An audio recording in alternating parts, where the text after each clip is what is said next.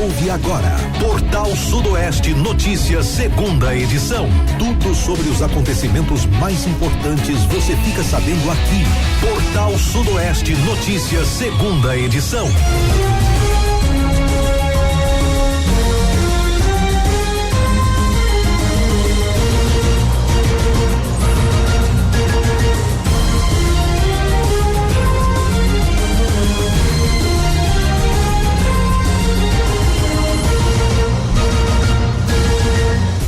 Uma boa tarde para você ligado na Rádio Portal Sudoeste, sexta-feira, 10 de julho de 2026. A partir de agora você acompanha o Portal Sudoeste Notícias, segunda edição, com as principais informações da nossa região, da Bahia, do Brasil e do mundo. Você também participa e traz a sua denúncia e a sua reclamação pelo nosso telefone WhatsApp, que é o 7734441043, e acompanha ao vivo através do site radioportalsudoeste.com.br ou pelo nosso aplicativo. Portal Sudoeste Notícias, segunda edição, na apresentação de Samuel Tadeu e daqui a pouquinho com o Luciano Santos. Vamos agora à previsão do tempo para hoje e também para o final de semana aqui em Livramento de Nossa Senhora. Portal Sudoeste Notícias e a previsão do tempo. Olha, de acordo com o clima-tempo, teremos dia de sol com algumas nuvens, noite fica com poucas nuvens, onde a mínima chega aí na marca dos 26 e na máxima dos 27 graus. Amanhã, sábado, teremos dia de sol com nevoeiro ao amanhecer, muitas nuvens à tarde e à noite, mínima de 16 com a máxima de 27. Já no domingo a temperatura sobe mais um pouquinho, onde a mínima pode chegar na marca dos 17, na mínima dos 17, aliás, e a máxima é de 28 graus. Este é o tempo e a temperatura para este final de semana. Você está ouvindo Portal Sudoeste Notícias, segunda edição. Agradeço a você pelo carinho da sua audiência. Você pode participar, mandar sua mensagem pelo nosso WhatsApp, que é o 7734441043. Como é que tá a sua cidade? Como é que tá seu bairro, seu povoado? Conta pra nós. E ainda hoje no nosso programa a gente vai falar de esportes. Também vamos bater um papo com o Dr. Guilherme, lá dos Estúdios 2 em Brumado. Tudo isso e muito mais no programa de hoje aqui no Portal Sudoeste Notícias, segunda edição. A gente vai trazer aqui a primeira matéria. Olha, Ministério Público da Bahia adverte Prefeitura de Coribe sobre obrigatoriedade de enviar dados requisitados. O Ministério Público do Estado da Bahia, o MP Bahia, por meio da Promotoria de Justiça de Coribe, emitiu uma recomendação formal direcionada ao prefeito do município, Murilo Ferreira Viana, a todo o seu secretariado e aos procuradores municipais. O documento, expedido no âmbito de um inquérito civil em caráter incidental, adverte a gestão municipal sobre a obrigatoriedade do cumprimento integral e tempestivo das requisições feitas pelo órgão. Segundo o documento recebido pelo site Achei Sudoeste, nesta quinta-feira, dia 9, a iniciativa do promotor de justiça Gilson Sacramento Amâncio da Silva fundamenta-se nas prerrogativas constitucionais e legais do Ministério Público de requisitar informações, documentos, diligências e certidões necessários para a defesa da ordem jurídica e dos interesses sociais. O promotor ressalta que as requisições ministeriais não são meros pedidos de cortesia sujeitos à vontade do destinatário, mas sim ordens legais de cumprimento obrigatório por parte dos agentes públicos. A recomendação enfatiza expressamente que nenhuma autoridade municipal pode opor exceção de sigilo para recusar ou atrasar o envio de dados ao Ministério Público, exceto em casos estritos submetidos por lei à reserva de jurisdição. O Ministério Público da Bahia esclarece que, ao receber dados sigilosos, o próprio órgão ministerial assume a responsabilidade de transferir e preservar o sigilo das informações no procedimento. O descumprimento, a entrega parcial ou atraso injustificado nas respostas podem acarretar graves sanções ao município e aos servidores envolvidos. Na esfera civil, a omissão pode configurar dano moral coletivo com possibilidade de ação regressiva contra o agente público responsável. Na esfera penal, a conduta pode ser tipificada como crime de prevaricação, desobediência ou até o crime autônomo de deixar de fornecer dados indispensáveis à propositura de ação civil. Os destinatários da recomendação têm um prazo de 10 dias para informar individualmente a Promotoria de Justiça de Coribe sobre o acatamento das medidas propostas. A Prefeitura também deve repassar a orientação a todos os órgãos e unidades da administração direta ou indireta para garantir a ciência coletiva sobre as penalidades legais. Prefeitura de Rio do Pires registra BO após cantor cobrar cachê na internet. Uma cobrança de cachê nas redes sociais virou caso de polícia no município de Rio do Pires. A prefeitura local registrou o boletim de ocorrência nesta quarta-feira, dia 8, contra o cantor Will Sem Limites, natural de Guanambi, após o artista cobrar publicamente o pagamento por um show realizado em fevereiro durante o carnaval do distrito de Ibiajara. Meses após o evento, o músico passou a usar os perfis oficiais da administração municipal para exigir o dinheiro, afirmando que insistiria nas postagens caso seus comentários fossem apagados.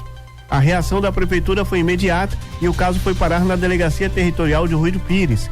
A nota oficial: a gestão municipal negou qualquer responsabilidade pela contratação do artista e explicou que o show foi de responsabilidade exclusiva do governo do estado da Bahia, a quem cabe efetuar o pagamento. O município justificou o registro do BO, apontando que as cobranças e supostas ofensas feitas pelo cantor nas redes sociais configuram uma tentativa de desgaste político por meio de informações incorretas. Até o momento, o governo da Bahia não se manifestou sobre o atraso no repasse e não há informações sobre a quitação do valor. Enquanto o imbróglio jurídico se desenrola, a prefeitura reafirmou o seu compromisso com a transparência e orientou o músico a direcionar suas cobranças ao real contratante.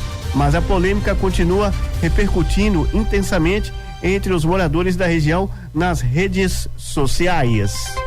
Com a nova alta mundial do petróleo, o governo mantém desconto na gasolina. A nova alta dos preços do petróleo desta quinta-feira motivou o Ministério da Fazenda a adiar para a próxima semana a decisão sobre o fim do subsídio de 44 centavos por litro da gasolina. O ministro da Fazenda, Dário Duringham, pretendia anunciar o fim da subvenção nesta semana, mas teve que voltar atrás após os Estados Unidos e Irã voltarem-se a atacar militarmente nesta quarta-feira, dia 8, portanto na última quarta-feira, o que provocou a imediata escalada do petróleo, do barril e também do preço do barril do petróleo. De acordo com Duringham, o cenário de incerteza não afeta os planos federais de aumentar as misturas de etanol na gasolina e de biodiesel no diesel. Aprovada em 2024, a chamada Lei do Combustível do Futuro 14.993 estabelece que a proporção de etanol misturada à gasolina C pode variar entre 27% e 35% e a biodiesel no diesel de origem fóssil deve chegar a 20% em 1º de março de 2030. Estrutura do São João desaba em Itanhaçu e deixa a cidade 6 horas sem luz. Parte da estrutura metálica usada nas festas de São João desabou durante o processo de desmontagem em Itanhaçu, nesta quinta-feira, dia 9. Segundo apurou o site Achei Sudoeste, o incidente assustou os moradores e comerciantes, além de causar prejuízos materiais à área do evento. De acordo com relatos da população local, o município enfrentou um apagão de cerca de 6 horas logo após a queda da armação.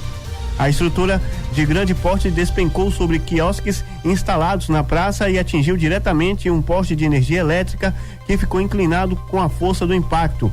Moradores e comerciantes criticaram a gestão municipal, comandada pelo prefeito Valdemir Condim, pela demora em autorizar a executar a retirada da cobertura da festa, apontando que a lentidão para desmontar o espaço acabou gerando os prejuízos. Apesar do susto e do risco, ninguém ficou ferido. Após o desabamento, equipes isolaram a área para remover o entulho metálico com segurança e evitar novos acidentes no local. Em nota, a Prefeitura de Itanhaçu informou que o caso está sendo acompanhado e também se colocou à disposição dos proprietários dos quiosques atingidos para reparar todos os danos materiais aí causado pelo incidente. Vamos trazendo aqui mais notícias. Olha, licitação da Prefeitura de Aracatu continua suspensa após decisão do TCM. A conselheira Aline Peixoto, do Tribunal de Contas dos Municípios da Bahia, TCM Bahia, decidiu não admitir o recurso apresentado pela Prefeitura de Aracatu contra a decisão que determinou a suspensão da concorrência eletrônica de número 001/2026 e de todos os atos relacionados ao procedimento licitatório. O recurso ordinário havia sido protocolado pela administração municipal em 17 de junho de 2026, com o objetivo de reverter a decisão monocrática proferida em processo de número 09086/26. A medida cautelar foi publicada em 15 de abril e posteriormente homologada pelo plenário do TCM em sessão realizada no dia 27 de maio. Ao analisar o caso, a conselheira destacou que a resolução TCM número 1455/2022 estabelece que decisões monocráticas que concedem medidas cautelares somente podem ser contestadas por meio de agravo, conforme previsto no regimento interno da Corte. Dessa forma, o recurso apresentado pela Prefeitura não se enquadrava no instrumento processual adequado. Além da inadequação da via recursal, Aline Peixoto observou que o pedido também não atendia aos requisitos de reforma e de tempestividade exigidos pela legislação aplicável aos processos em tramitação do Tribunal de Contas. Diante dessas irregularidades, a conselheira declarou a inadmissibilidade do recurso, determinou o arquivamento do processo e ordenou a ciência da decisão ao interessado. O despacho foi assinado em Salvador na última segunda-feira, dia 6, e publicado no Diário Oficial do Tribunal de Contas dos Municípios da Bahia, e também na última terça-feira, dia 7, mantendo em vigor a suspensão da concorrência eletrônica de número 001/2026 até a nova deliberação da Corte. Homem é condenado a mais de 14 anos por matar irmãos durante festa em Barrocas. O Tribunal do Júri da Comarca de Serrinha condenou Vasni da Rocha Lopes, de 14 anos e 4 meses de prisão, pelo duplo homicídio qualificado dos irmãos Jackson Santos de Jesus e Geilton Santos de Jesus. O julgamento foi realizado no último dia 1º, com a atuação do Ministério Público da Bahia, representado pela promotora de justiça Suelen Lima Cazé.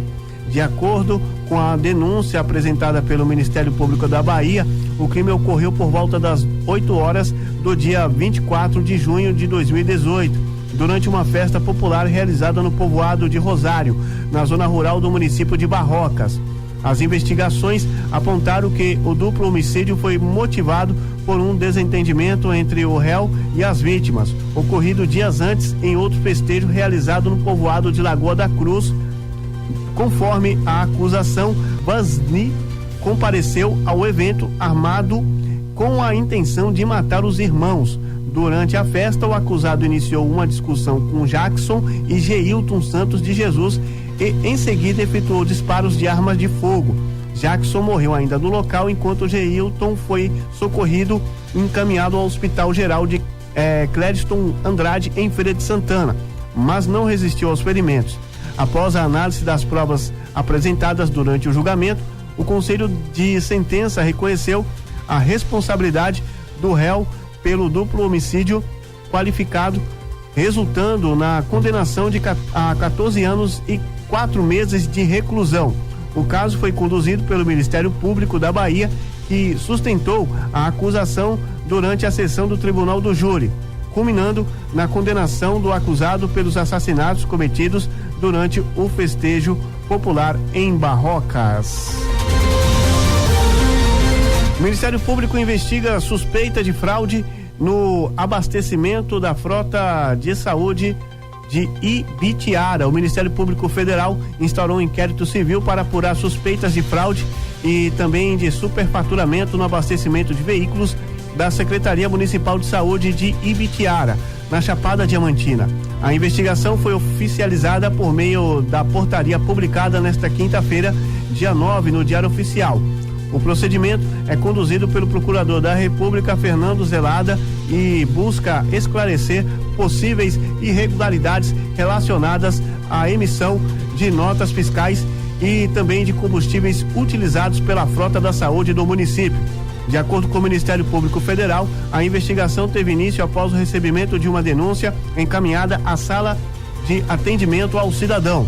As informações apontam que haveria manipulação nos valores registrados nas notas fiscais, gerando divergências entre a quantidade de litros efetivamente abastecida e o valor unitário cobrado pelo combustível. Com o encerramento do prazo do procedimento preparatório, o caso foi convertido em inquérito civil para permitir o aprofundamento das investigações e a realização de novas diligências.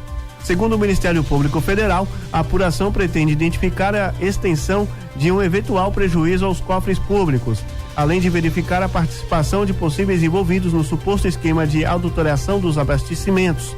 Como os veículos investigados pertencem à Secretaria Municipal de Saúde e utilizam recursos provenientes do Sistema Único de Saúde, o SUS, que conta com verbas federais, o Ministério Público Federal atua no caso para proteger o patrimônio público e apurar eventual prática de improbidade administrativa ou outras irregularidades relacionadas à aplicação desses recursos. Até o momento, não houve manifestação oficial da Prefeitura de Ibitiara sobre a investigação. O espaço permanece aberto para que a administração municipal apresente esclarecimentos. Olha, TCM apura 452 contratações temporárias sem seleção pública em Nova Itarana. O Tribunal de Contas dos Municípios da Bahia, o TCM Bahia, instaurou um processo para apurar possíveis irregularidades em 452 contratações temporárias realizadas pela Prefeitura de Nova Itarana durante o primeiro trimestre de 2026. A investigação teve origem em uma representação da Diretoria do Controle de Atos de Pessoal, o DAP, que identificou a admissão de servidores sem a realização do processo seletivo e também simplificado ou outro procedimento público da seleção. Segundo o órgão de fiscalização, informações extraídas do Sistema Integrado de Gestão e Auditoria indicam que as contratações podem ter ocorrido em desacordo com as normas constitucionais que regem o ingresso de pessoal na administração pública. A diretoria técnica sustenta que a inexistência de edital para a seleção dos profissionais podem caracterizar a adoção de critérios subjetivos na escolha dos contratados em afronta ao princípio da impessoalidade. Diante das irregularidades apontadas, a DAP solicitou a concessão da medida cautelar para impedir que o município realize novas contratações temporárias sem um concurso público ou processo seletivo previsto. O relator do processo, o conselheiro Paulo Rangel, decidiu adiar a análise do pedido de liminar. Em despacho publicado nesta quarta-feira, dia 8, o conselheiro entendeu que a matéria exige exame mais aprofundado, o que dependerá da manifestação da administração municipal antes de eventual decisão sobre a medida de urgência. Com isso, o TCM determinou a notificação do prefeito de Nova Itarana, Elmo Ricardo Galvão de Souza Silva, para que apresente esclarecimentos sobre as contratações temporárias e sobre as informações encaminhadas ao sistema do tribunal. Caso o gestor não se manifeste no prazo estabelecido, o processo poderá prosseguir à revelia. Após o recebimento da defesa da Prefeitura, o Tribunal de Contas retomará a análise do pedido de liminar e dará continuidade à apuração para verificar a regularidade das admissões temporárias realizadas pelo município. Deixa eu dar uma boa tarde agora ao nosso colega o Luciano Santos, que acabou de chegar aqui nos estúdios. Boa tarde, Luciano. Boa tarde, Samuel. Boa tarde a todos os nossos ouvintes. Uma ótima tarde de sexta-feira para todo mundo. Pedir desculpa aí aos nossos ouvintes, né? Cheguei aqui um pouco atrasado porque nós estamos acompanhando aí uma equipe técnica, o qual estão aí já providenciando a nova torre aí da Rádio Portal Sudoeste, hein? Logo, logo nós estaremos aí com uma torre com 70 metros de altitude e 3.800 watts de potência, viu? Inclusive, né, a matéria tá na pauta aqui. Eu gostaria, se caso você puder trazer essa matéria para contar melhor a história do que pode vir pela frente aí pros nossos ouvintes. Por favor, traga a matéria para nós aí. Pois é, rapaz, agora no mês de julho, né, a Rádio Portal Sudoeste apresenta aí sua nova identidade visual e reforça aí essa conexão com o público.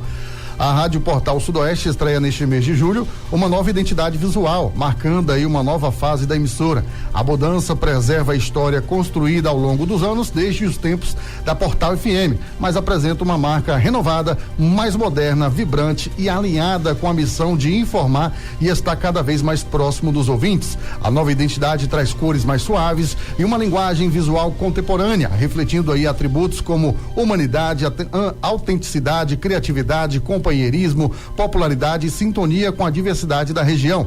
O objetivo é fortalecer a conexão com o público e traduzir em sua marca a essência do Sudoeste baiano. Segundo a emissora, a reformulação representa um novo momento de aproximação com a comunidade, reforçando o compromisso de falar de igual para igual, celebrar a diversidade regional e acompanhar as transformações do sertão produtivo com credibilidade, otimismo e responsabilidade. A diretora-geral da Rádio Portal Sudoeste, a Jussara Lino, destaca que a mudança vai além da atualização do logotipo. Nós estamos fazendo uma evolução da nossa identidade visual, trazendo novos atributos e novas características. Queremos transmitir um futuro de alegria, de novas cores e de esperança. Essa identidade conversa com o nosso conteúdo, mas também olha para o futuro, pensando sempre em algo positivo, fecha aspas. Outra novidade é a mudança do mascote da emissora. O antigo personagem dá lugar a um sol, símbolo que representa aí a força, a energia e a identidade do sertão. Vem aí uma Portal Sudoeste com uma logo mais leve, com um mascote que representa o nosso sertão em forma de sol. É o que todo mundo quer, uma identidade mais colorida que remete a dias de sol, segurança, esperança de dias melhores. Fecha aspas, afirmou Jussara. A nova marca representa uma evolução na Rádio Portal Sudoeste, mantendo sua tradição no rádio baiano e reforçando o compromisso de continuar presente em todos os lugares, levando a informação, entretenimento e companhia aos ouvintes, sempre em sintonia com a sociedade e participando de transformação da região. Além da estreia da nova marca, a emissora também estreia sua nova potência, saindo de 2.800 watts para 3.800 watts, chegando a vários municípios do sudoeste da Bahia, oeste e também Chapada Diamantina, e sem contar, né, o norte de Minas Gerais. Tá aí, né, essa nova fase, né, Samuel? A gente saiu de Portal FM, né? Depois veio aí a nova reformulação, passou a se chamar Rádio Portal Sudoeste, porque ela atende todo o sudoeste da Bahia, né? E agora apresentando sua nova logomarca, né? Uma logomarca mais suave, né? Algo que traz essa aproximação com o nosso ouvinte, com a nossa população, porque a gente tem aqui sempre, né, o nosso slogan, o Sudoeste, né, a Rádio Portal Sudoeste, ela está aqui na região da Chapada Diamantina, mas também abrange boa parte do sudoeste baiano. E o nosso público, ele tem esse contato legal. Os ouvintes sempre participam com vocês, sempre estão mandando aquele alô, mandando áudio, mandando aquele abraço, né? Ainda usam o rádio como forma de comunicação entre ali a sociedade e também várias comunidades. A gente tem sempre participação aqui dos ouvintes de Brumado, mandando alô para os de Livramento, mandando alô para Brumado, mandando alô para a região da Chapada Diamantina. Se familiarizou, né, os ouvintes? Isso, já se familiarizou. Então tá aí uma nova fase, né? Tá vindo muita novidade por aí, tá vindo mais coisa que a gente não pode antecipar, né? Depois a gente vai trazer mais novidades aí. Uma ótima tarde para você que está acompanhando a gente aqui nessa sexta-feira, bom almoço. E nós vamos falar agora com o nosso entrevistado desta sexta-feira, o Dr. Guilherme Bonfim. Dr. Guilherme, boa tarde, seja bem-vindo aqui mais uma vez ao nosso Portal Sudoeste Notícias, segunda edição. Boa tarde, Luciano Santos, boa tarde a todos os ouvintes da nossa Portal Sudoeste. Parabéns aí mais uma vez pela projeção que essa rádio vai ter com o novo sistema aí. Essa semana passada eu viajei aqui pela região e vi já o efeito dessas modificações que a rádio está fazendo, né? Tá pegando na região toda com sinal bem limpo e claro, inclusive aqui na cidade de Brumado e toda a região aqui de Brumado também. Muito bem. Doutor Guilherme Bonfim, sempre que o senhor vem aqui tem novidades pra gente, né? E aí eu queria que o senhor trouxesse aí pra gente alguns assuntos aí já para nossa comunidade de Brumado aí, para nossa zona rural de Brumado.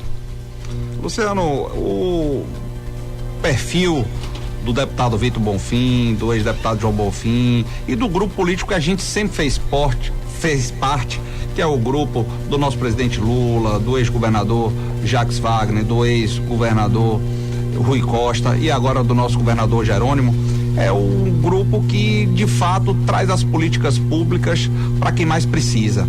E na nossa região, você sabe que um dos principais problemas sempre foi a falta de água. E esse governo investiu pesado nos mananciais na nossa região para possibilitar que a gente hoje possa ter essas ampliações e que a água chegue na torneira do nosso povo. E graças a Deus, graças a esse grupo político, a gente tem tido um resultado muito positivo aqui em Brumado. Nos últimos 3 anos, a gente fez mais ligações de água dos últimos 20 anos de Brumado. E isso em função dessa parceria exitosa com o nosso governador Rui Costa e com o nosso governador Jerônimo Rodrigues, em parceria com o mandato do deputado Vitor Bonfim. E está chegando ao final o sistema de água lá de Ubiraçaba, da região de Ubiraçaba. A gente tem, até achei aqui o início, foi em 2024 que a gente iniciou esse sistema de água lá, uma luta do deputado Vitor Bonfim, né, dando continuidade ao sistema de água da região de Samambaia, que também foi uma conquista do nosso grupo político. Uma obra, Luciano, que é 100% investimento do governo do estado. Não tem R$1 de governo federal nessa obra, é uma obra que foi licitada pela Embasa, inclusive no início dessa obra, quem participou junto comigo lá e com a nossa amiga Neidinha foi o gerente, hoje está superintendente lá em Salvador, até tive com ele essa semana também cobrando outras questões, mas foi o nosso amigo Matheus e ele deixou claro que era uma obra que tinha os recursos sempre vinculados ao governo do estado. Então tem gente que fica querendo mentir, querendo enganar o povo, dizer que a obra teve investimento de deputado A, deputado B, é mentira. Os deputados da base do governo é que ajudaram que esse projeto se tornasse uma realidade para o nosso povo aqui de Brumado. Então o pessoal de Lagoa do Isidoro, Lagoa de São João, Tamboril, Ubiraçaba, Barquinho, todo mundo sabe que esse é um projeto do governo do estado. Inclusive o governador esteve aqui dando a ordem de serviço, a obra já tinha iniciado lá pelo Marquinhos e a gente fica muito feliz de estar na reta final, né? Não adianta a gente querer tapar o sol com a paneira, querer dizer que algo que não teve participação de nenhum outro grupo político agora se torna um benefício. Mas a gente continua fazendo a política da forma que importa, é trazendo benefício para o nosso povo. O deputado Vitor Bonfim continua trabalhando e muito, inclusive naquela região também, assim que finalizar a obra aqui do Ariri, que também foi uma conquista do nosso grupo político. O governador também esteve aqui recentemente inaugurando esse sistema de água, que foi a adutora que nós conseguimos para fortalecer a região de Lagoa Funda, e tá lá as máquinas trabalhando para finalizar o sistema de água de Ariri, que depois vamos fazer também Correias, enfim, toda aquela região. E de lá nós vamos para a região do Papagaio concluir o sistema de água também de lá da região do Papagaio. Então eu fico extremamente feliz com a conquista. Nós já fizemos aqui, Luciano, mais de 2.000 ligações de água. Você da região de Cristalândia, Umburanas, você da região do Tanquinho Mandacaru, Queimada Grande, Jatobá, Covas de Mandioca, na Vila também várias ligações de água, Campo Seco 1, Campo Seco 2, Espinheiro, enfim, todas as regiões que hoje tem atendimento de água na nossa zona rural foi fruto desse grupo e desse trabalho que a gente vem fazendo de formiguinha, de sair daqui, de visitar as localidades e de mostrar a viabilidade dos projetos para o governo, para que a gente tenha esse tão importante líquido na torneira do nosso povo. E é desse jeito que a gente faz política. Isso eu estou falando só da parte de água, de saneamento, como a gente iniciou aqui hoje, mas todo mundo sabe também todos os outros avanços que esse grupo político trouxe para Brumado. Então, eu fico muito feliz de estar vendo o resultado do nosso esforço se tornar uma realidade agora na região de Ubiraçaba. E o interessante disso tudo, né, é que a população brumadense, doutor Guilherme, vem acompanhando, né, isso de muitos anos, né, de longa data já. Aí o deputado Vitor Bonfim, o governador Jerônimo, né, o grupo aí todinho buscando esses benefícios para a cidade de Brumado. Como você falou, tem aí a área hídrica, né? Mas nós temos aí na área da segurança, foi o deputado que mais investiu hoje na segurança pública da Bahia. Para Brumado trouxe diversas viaturas, está chegando aí a sede do 24º Batalhão, está chegando aí, né, o mercado municipal, e diversas outras investimentos na área da saúde também. Então a população, ela conhece, então não adianta político A ou B, né, querendo aí fazer aquela ponguinha, querendo tirar aquela foto, aparecer na rede social e dizendo que a obra é minha, que não é, que todo mundo já sabe, é de um grande grupo político, que é o grupo que é do deputado Vitor Bonfim e também aí do governador Jerônimo Rodrigues. Exatamente, Luciano. Eu sei exatamente onde eu estava quando a Policlínica Regional de Saúde chegou aqui para Brumado, quando o IFBA chegou aqui em Brumado, quando o Colégio de Tempo Integral chegou aqui em Brumado, as obras de asfaltamento, todos aqui que esse grupo político trouxe para Brumado, as iluminações da entrada da cidade, os projetos da entrada da cidade, o batalhão de polícia que também foi publicada a licitação. Então, todos esses projetos foram iniciados, acompanhados pelo nosso grupo político.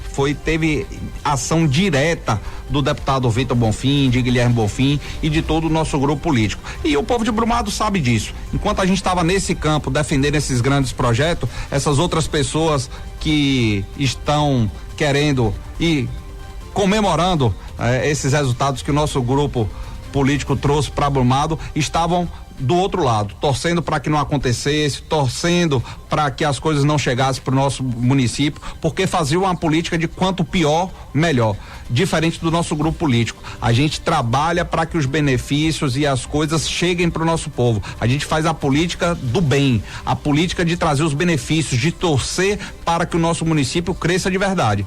Mas sempre vamos continuar vigilantes para saber se de fato os recursos públicos cheguem para o nosso município. Por exemplo, hoje o município de Brumado faz cirurgia ortopédica graças ao trabalho do deputado Vitor Bonfim, que colocou emenda impositiva para que Brumado tenha um arco cirúrgico. Então, assim, todos esses investimentos, todas essas lutas que nós trabalhamos, hoje tem de fato projetos concretos implementados aqui no nosso município.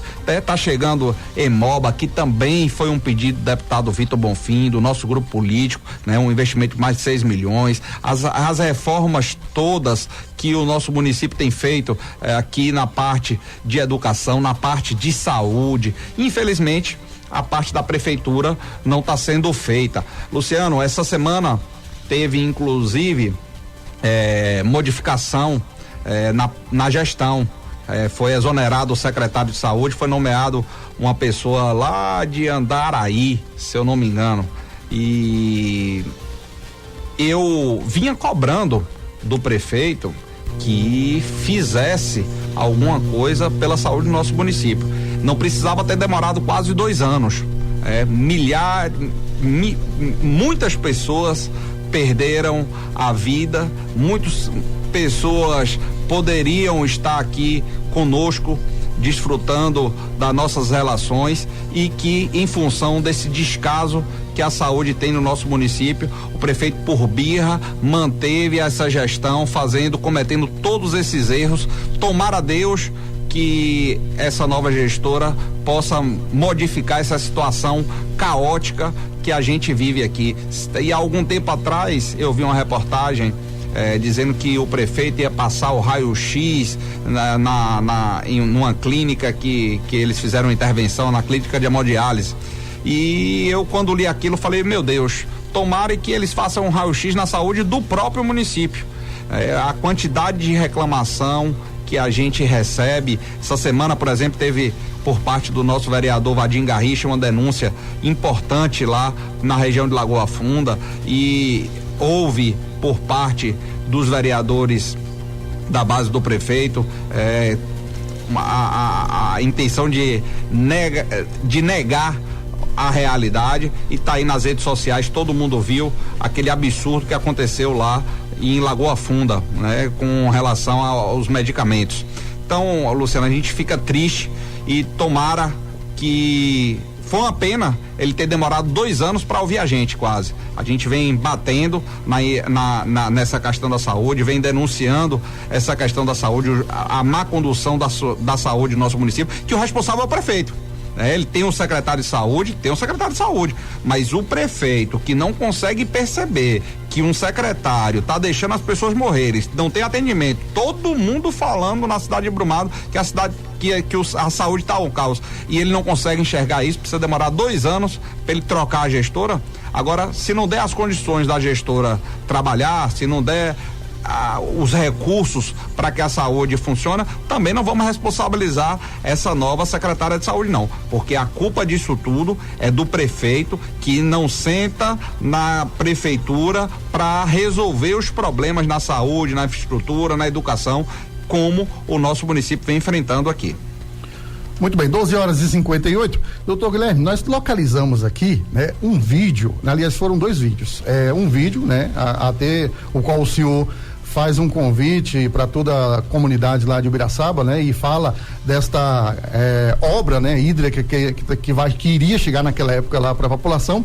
Então isso prova, né, que o senhor estava lá no local. Vamos rodar esse vídeo aí, Samuel, para os nossos ouvintes conferir. Amiga de Brumado, estamos aqui iniciando o tão sonhado sistema de água na região de Ubiraçaba. Estamos aqui no Marquinhos, onde iniciou o projeto. Vamos começar daqui e interligar até Samambaia, onde foi o último ramal. Estamos aqui com o gerente regional da Embasa. Essa obra é 100% do governo do estado. Não adianta mentira, não adianta fake news, não adianta dizer que tem outro dono, porque todo mundo sabe quem trabalha por Brumado. Quem está trazendo todos os benefícios para Brumado é o time do nosso governador Jerônimo Rodrigues. Essa é uma obra 100% realizada pela Embasa, com recursos do governo do estado, nosso maquinário, nossos caminhões, nosso pessoal dá todo aposto, tocando esse importante empreendimento.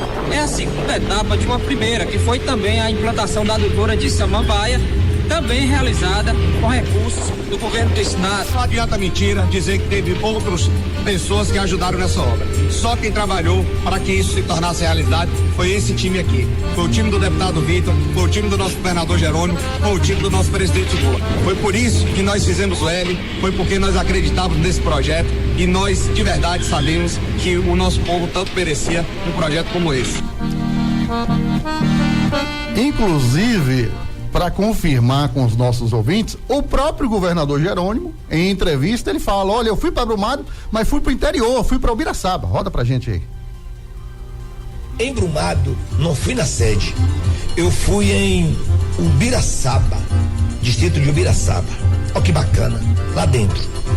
A gente ia em Cristalândia, ficava distante, então fizemos essa em Ubiraçaba, mas eu vou em Cristalândia ainda. Água, uma agenda de 30 milhões, tem imagens aí, Marcelo? Olha a multidão que estava lá em um distrito.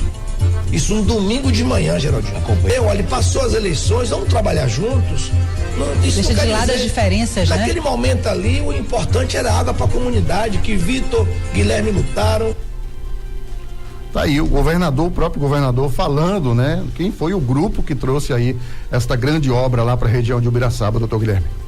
Exatamente, é claro para todo mundo que essa obra iniciou justamente em 2024. O governador atendeu a um pleito e um pedido do nosso grupo político. Então eu fico, Luciano, muito tranquilo em relação a essas conquistas e essa luta. E para desespero dos nossos adversários, a gente não para de pedir por Brumado, e o governador não para de nos atender. Então, todos esses investimentos do mercado, da entrada da cidade, tudo isso é do grupo político que sempre trabalhou pelo nosso município, que pensou, que planejou a importância desses projetos aqui para o nosso município. Não caiu do dia para a noite, não. A pessoa não virou prefeito no dia e no outro dia esses projetos importantes já estavam rodando aqui no município, não. Isso foi pensado e planejado quando a gente decidiu, de fato, montar um grupo político aqui em Brumado e fazer a disputa boa do campo da política, que é justamente trazendo benefício e trazendo essa quantidade de obra que o nosso município recebeu. E é por isso que a gente tem um reconhecimento da população em relação a isso. Então, todo mundo sabe aqui em Brumado a quantidade de investimentos que o nosso grupo é desleal com todos os outros políticos que têm atuação aqui no município, a quantidade de entrega, a quantidade de investimento que nós conseguimos aqui. Mas tudo isso é fruto do nosso trabalho, da nossa dedicação, da nossa escuta com o nosso povo. Muito bem, 1h02, doutor Guilherme pode ficar à vontade aí, se o senhor tiver mais algo a acrescentar. Não, Luciano, basicamente foi isso. Agradecer mais uma vez a atenção, a audiência do Jornal da Segunda Edição. Eu fico sempre à disposição para retomar em outro momento aqui, para a gente justamente participar cada vez mais desse processo. Eu também tenho atuação como jornalista, fico sempre atento a essas questões, não só aqui de Brumado, mas de todo o Brasil, e fico sempre mais atento para as questões relacionadas à política, que é o que eu gosto de fazer, que é o que me motiva, e porque sei que através das políticas públicas é que de fato a gente pode transformar o nosso município, o nosso estado, a nossa nação. Então, deixar um recado para o nosso povo, que esse ano é um ano de eleição. Em outubro, novamente, a gente vai ter um marco importante para os próximos 4 anos do nosso município, do nosso estado e do nosso país, e a gente precisa refletir, né? Já passaram os festejos, já passaram a euforia da Copa do Mundo, e agora a gente começa a se aproximar do período eleitoral. Então é importante que a gente separe o joio do trigo. Político não é tudo igual, assim como advogado não é tudo igual, médico não é tudo igual, professor não é tudo igual. A gente precisa fazer essa distinção, ver o comportamento, ver a conduta, ver as entregas, ver a verdade do tratamento das pessoas e das políticas, para você ter a ideia de como é importante cada voto que a gente dê. A gente perdeu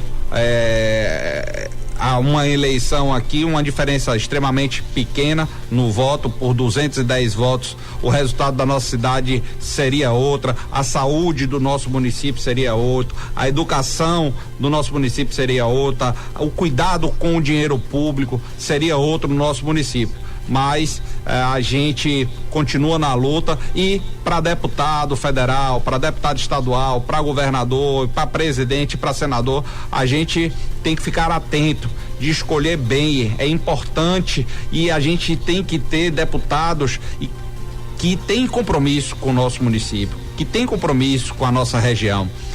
A gente está totalmente órfão aqui de um deputado federal da nossa região. E um deputado federal, Luciano, tem capacidade sozinho de fazer investimentos vultuosos. Hoje, um deputado federal bem relacionado lá em Brasília consegue volume de recurso muito grande, passa de 100, 120 milhões por ano de recursos. Se o deputado federal tiver dentro da bancada e com as suas próprias emendas impositivas. Então, imagine o que é uma região ter um deputado tão dedicado e tão direcionado. Então, eu faço essa reflexão para o nosso povo, para a gente ter essa consciência da importância de ter um deputado federal da nossa região, que defenda de verdade o nosso povo, que conheça os nossos problemas, assim como governador, que a gente tenha essa boa relação, os senadores que a gente tenha, e também o governo alinhado com o nosso presidente Lula, para que as políticas públicas possam chegar para nossa Bahia como chegaram ao longo desses 20 anos. Muito bem, agradecer aí, doutor Guilherme Bonfim, né, pela participação aqui dentro do nosso Portal Sudoeste Notícias. Mais notícias, mais informações aqui no Portal Sudoeste Notícias. Segunda edição. O deputado estadual Binho Galinha é condenado a mais de 36 anos de prisão. O deputado estadual Binho Galinha foi condenado nesta quinta-feira, dia 9, a 36 anos e 9 meses de prisão por crimes previstos no Estatuto do Desarmamento. A decisão foi proferida pela Vara Criminal de Crimes contra a Criança e o Adolescente da comarca de Feira de Santana, com base em denúncia apresentada pelo Ministério Público da Bahia, por meio do Grupo de Atuação Especial de Combate às Organizações Criminosas, o GAECO.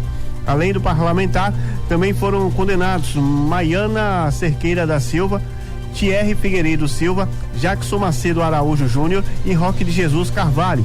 As condenações são resultado das investigações da Operação El Patrão, deflagrada em dezembro de 2023 para desarticular uma organização criminosa com atuação em Feira de Santana e municípios da região.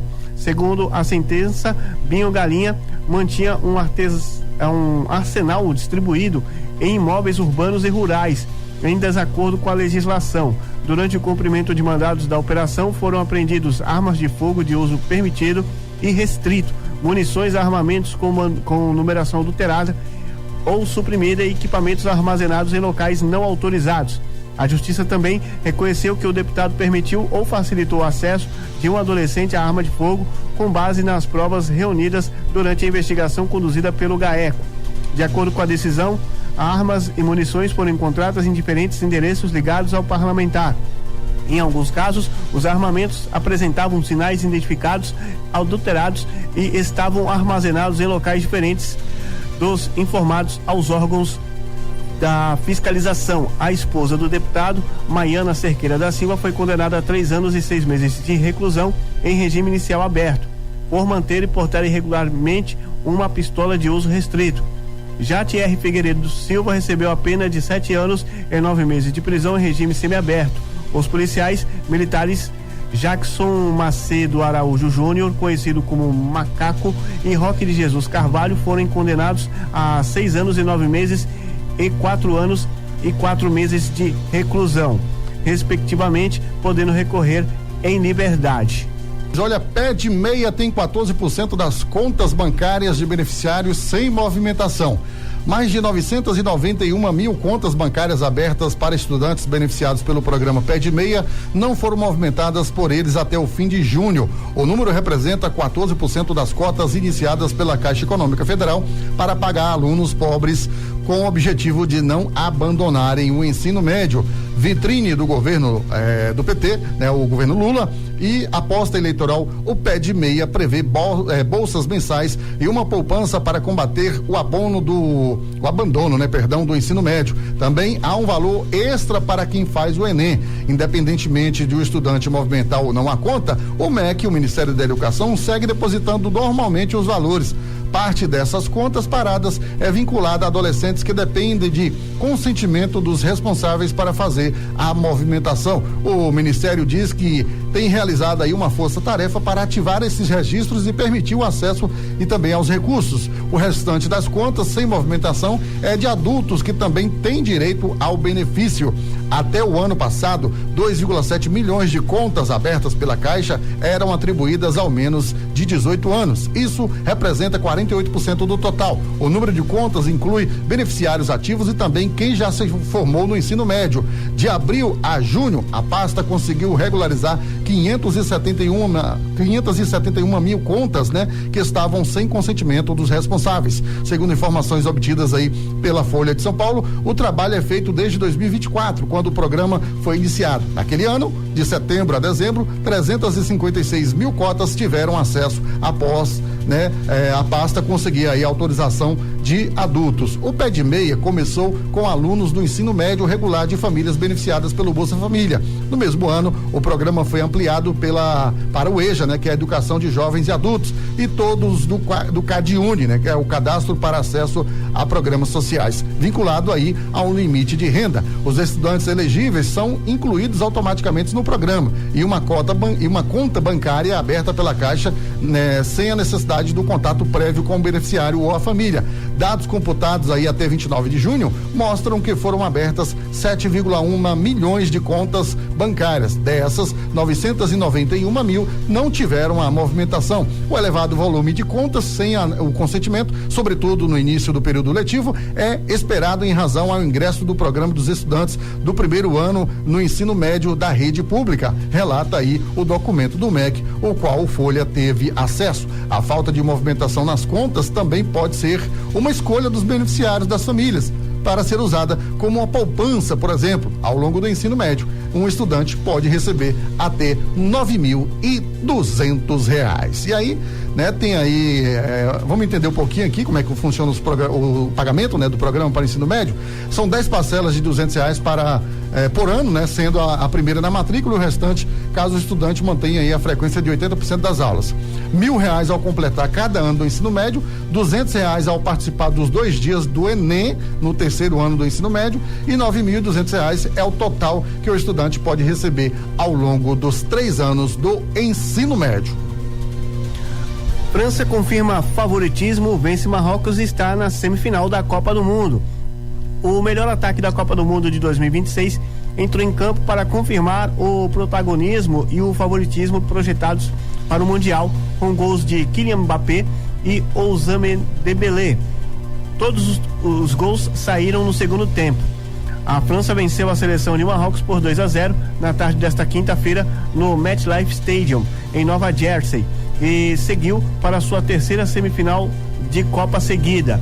Em um primeiro tempo, no qual a França atacava e Marrocos se defendia, Mazraoui deu um carrinho e derrubou Mbappé dentro da área aos 27 minutos. O VAR chamou e confirmou a penalidade. O camisa 10 foi para a marca do Cal, mas desperdiçou a oportunidade. Os marroquinos só tiveram uma finalização durante toda a primeira etapa, aos 49 minutos, em uma cobrança de falta de Hakimi. O segundo tempo foi para uma reprise do domínio francês. Aos 14 minutos do segundo tempo, Doué dominou e serviu Mbappé, que avançou em frente para a marcação. Diop chutou de perna direita e marcou um golaço para abrir o placar. Minutos depois, aos 20 minutos do segundo tempo, o atual bola de ouro, Dembélé, partiu em velocidade, ajeitou com a perna direita e chutou o rasteiro no canto direito do goleiro para ampliar a vantagem. Agora a seleção francesa de futebol vai disputar a 8ª semifinal da Copa do Mundo de sua história. As participações aconteceram nos anos de 1958, 1982, 1986, 1998, 2006, 2018, 2022 e também em 2026. Dessas, a França avançou para a final em 4 ocasiões e foi eliminada nas outras 3. Com o resultado, a França aguarda o vencedor do duelo entre Espanha e Bélgica, que se enfrentaram nesta sexta-feira, dia 10, para descobrir seu adversário na semifinal da competição. O jogo da penúltima fase ocorre na próxima terça-feira, às 14 horas, às 16 horas, horário de Brasília. Rapaz, eu não assisti esse jogo todo ontem, não. Peguei só uns relances já no finalzinho. Agora não foi aquele jogão, não, viu? Não foi aquele jogo esperado, não, né? A França joga bem, né? Tem aí uma ótima seleção, inclusive o pessoal até comenta, olha, o banco de reserva da França é melhor do que qualquer seleção que tá na Copa do Mundo, mas eu não achei aquele jogão, não, né? O Marrocos também parece que abriu as pernas, mas enfim, né?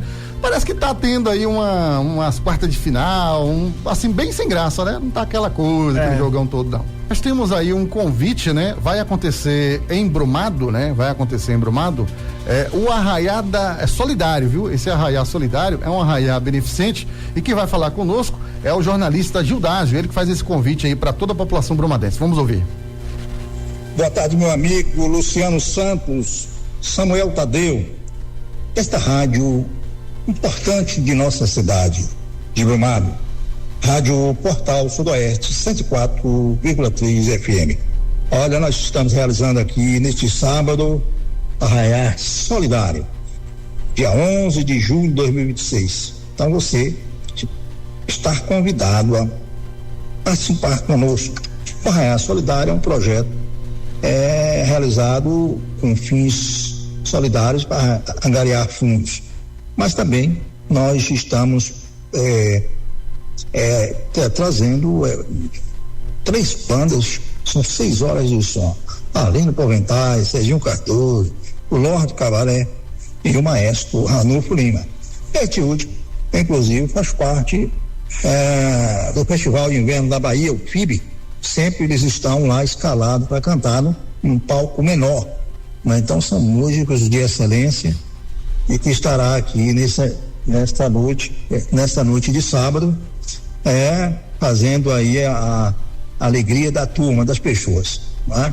Venha nos prestigiar e seja feliz. Forte abraço para todos. Aguardamos todos aí, vocês, no espaço da ABB, a partir das 21 horas. Um abraço, tá aí nosso querido Gildásio. Gente, esse evento é um evento solidário, é o Arraiá Solidário, né? E toda essa verba, né, vai ser angariada aí para um projeto social lá na cidade de Brumado. Portanto, amanhã lá na ABB tem aí este grande Arraiá Solidário com várias bandas. É massa demais, muito top. Olha, eu gosto ali quando tem evento na ABB, é muito bom, ambiente familiar, os casais dançando ali, é muito bom. Samuel Tadeu, a gente encerra a edição dessa sexta-feira, né? Agradecendo a todos aí e a gente retorna na segunda-feira. Mais um abraço para todos, bom final de semana. Valeu, Samuel, valeu a todos os nossos ouvintes. Para você também, Luciano, bom final de semana e a todos os ouvintes. Você ouviu Portal Sudoeste Notícias, segunda edição.